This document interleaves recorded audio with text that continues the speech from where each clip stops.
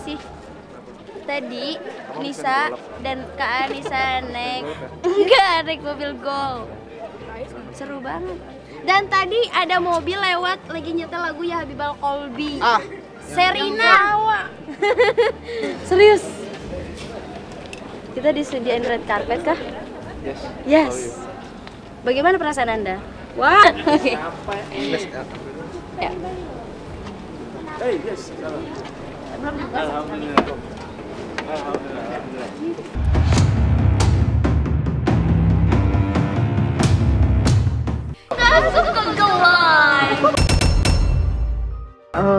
Kalau menurut saya bukan konotasi negatif ya, tapi lebih ke ekspresinya Nisa Sabian ketika dia mengharapkan temannya mengucapkan apa, ternyata temannya menjawab lain seperti itu. Jadi dia bilang gak suka gelai gitu, mungkin lebih ke kok begitu gitu ya. Saya sendiri kurang tahu pasti. Hanya Nisa Sabian yang paham maksud dia apa menyatakan gelai seperti itu. Tapi menurut saya tidak ada konotasi negatif di situ. Jadi murni hanya ekspresi dia saja. Mungkin semacam sekarang ini juga ada kata gemai atau gemoy kan untuk menggantikan kata gemas seperti itu. Jadi lebih ke ekspresi pembicaranya, orang yang mengucapkan ekspresinya itu lebih terungkapkan dengan penggunaan kata-kata seperti itu gitu. Kalau menurut saya itu sama seperti bahasa gaul lainnya ya.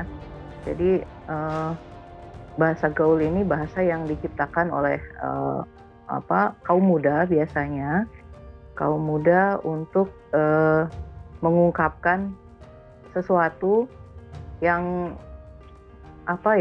yang mungkin lebih mengekspresikan perasaannya atau mengekspresikan yang ada dalam pikirannya seperti itu. Kalau menurut saya sih seperti itu.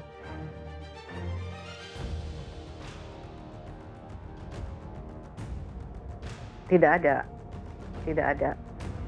Jadi KBBI tidak menciptakan kata, ya.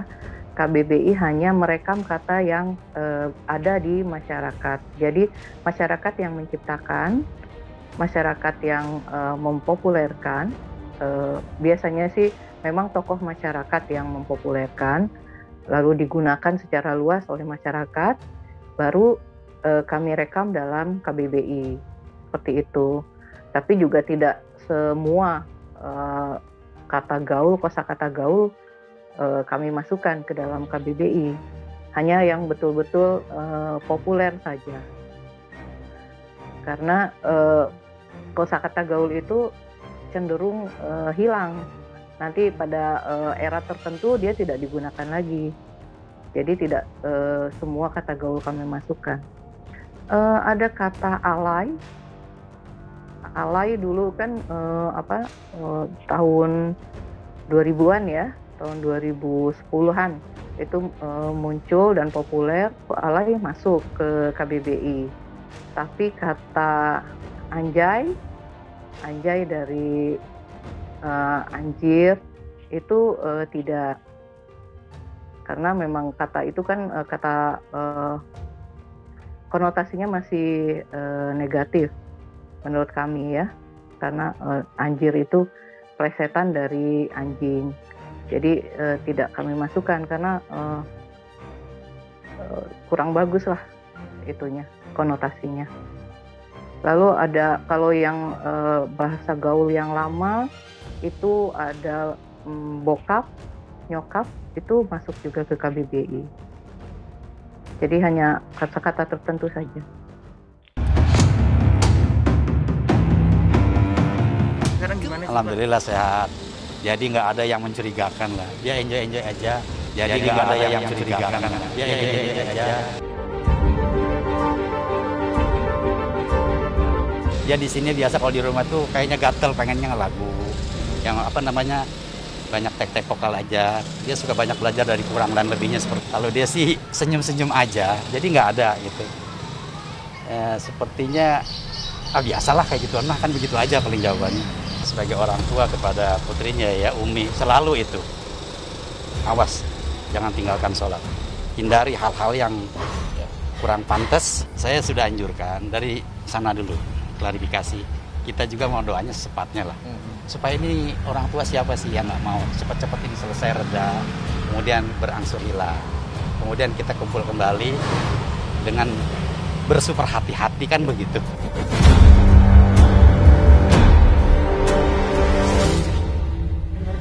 Kabar Bapak juga lagi sakit ya sama berita ini? Nggak tahu, saya nggak tahu. Kosong katanya, kata pembantunya kosong, pada pulang katanya. Pulang kemana kalau boleh tahu? Nggak tahu, katanya ke Pluit apa kemana. Orangnya kagak ada, nggak pernah kelihatan aja orangnya. Kabur ya Pak? Ya dikata kabur juga sih Nggak tahu ya? nggak tahu. Pokoknya semalam saya telepon semalam nggak ada yang pulang ya? Biasanya anaknya juga yang laki 2 biji, udah mandi aja yang laki anaknya motor ya.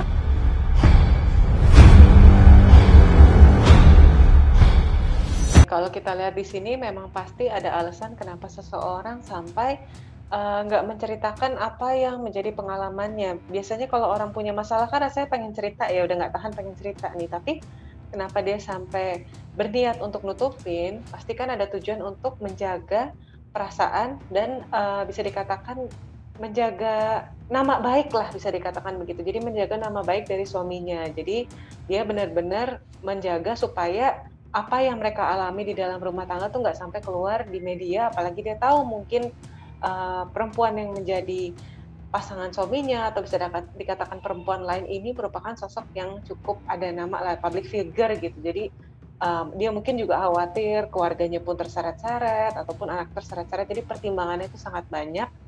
Yang jelas, kebayang nggak sih ketika kita punya masalah dan kita nggak bisa cerita ke siapa-siapa, kita cuma tahu bahwa hal itu kalau sampai tersebar bisa berbahaya ataupun mempengaruhi nama baik suamiku, bisa berpengaruh juga ke anak-anakku, bisa pengaruh juga ke diriku gitu. Jadi dia nggak bisa cerita ke siapa-siapa, jelas hal itu akan membuat dia sangat tertekan gitu.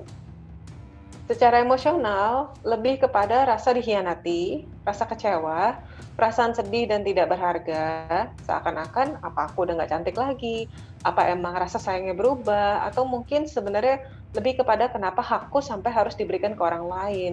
Kadang-kadang juga ada perempuan yang merasa, ataupun laki-laki yang menjadi, bisa dikatakan laki-laki yang mengalami perselingkuhan ya, perempuan atau laki-laki yang mengalami perselingkuhan, mereka sering menyalahkan diri sendiri, emang aku kurang apa sih?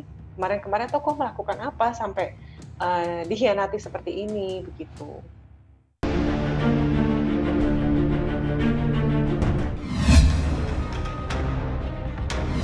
Dari keterangan hasil spesimen rambut untuk saudari JJ positif menggunakan atau positif dengan zat metafetamin ya, jadi identik dengan narkotika jenis sabu ya.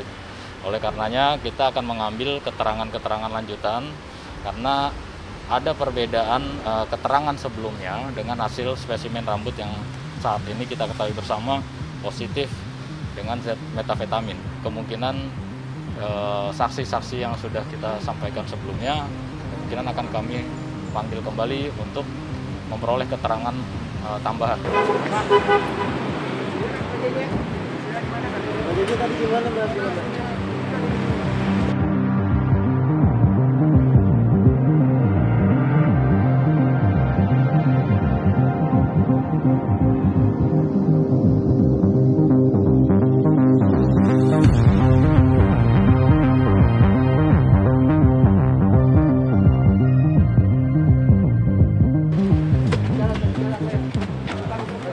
Kak JJ gimana hasilnya Kak tadi Kak? Gimana Kak? Ke BNN atau gimana tadi?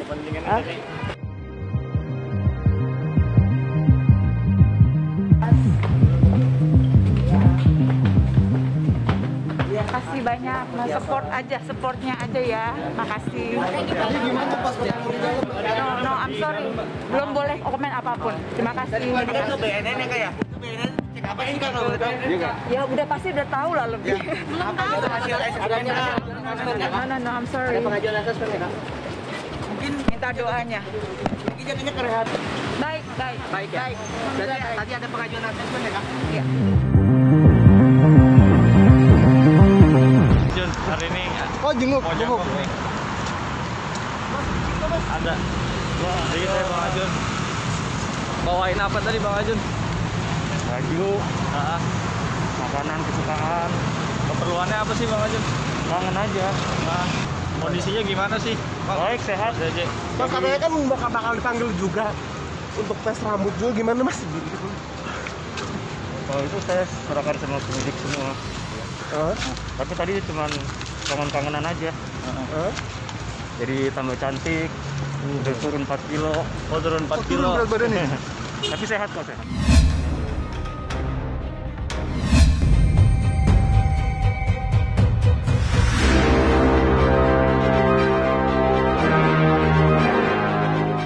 Ini kita lihat ini dari Yuyuno Nurbaya 7 ya. Kemudian ada 989 tayangan dan ini ada banyak komen gitu.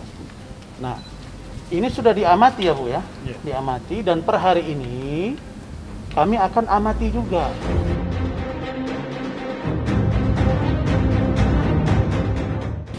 Saya punya keluarga besar Manopo yang mereka juga kan pasti melihat gitu ya semua tulisan-tulisan di Instagram gitu. Jadi makanya mereka harus mengklarifikasikan. Ini masalah keluarga kita. Jadi masalah ibu yang melahirkan anak. Mamanya itu kepingin anaknya ini kan masih muda banget ya. Jadi dia nggak ingin ada terganggu psikisnya. Salah satu dari postingan itu kelihatan ada yang mengancam kalau ada yang mencurigakan kita ambil tindakan hukum. Saya udah kantongin orang-orangnya buat yang haters yang jatuhnya mencemarkan nama baik, sudah kami kantongin. Berikut dengan pengacara saya juga sudah kami kumpulkan semua. Nanti pada waktunya kalau kita keluar langsung kita udah ibarat kata udah nggak main-main lagi nih. Udah jatuhnya ke ranah pidana.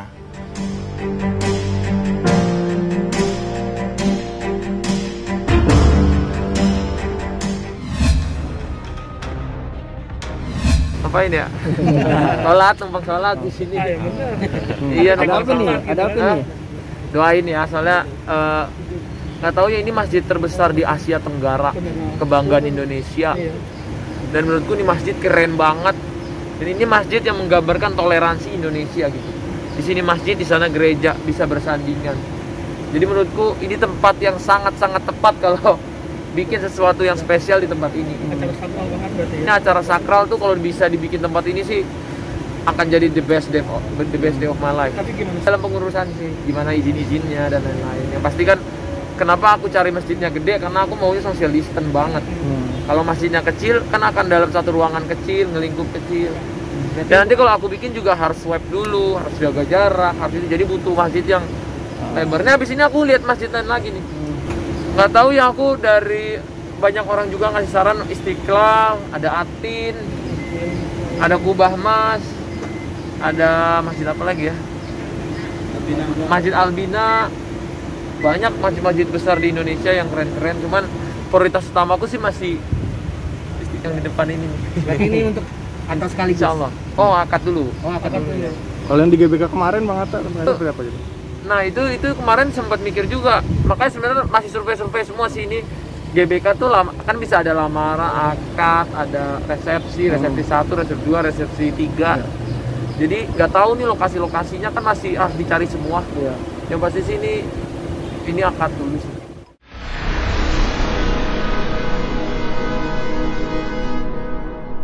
Jadi jangan lupa untuk subscribe Cumi Cumi. Ditekan ya tombol lonceng merahnya.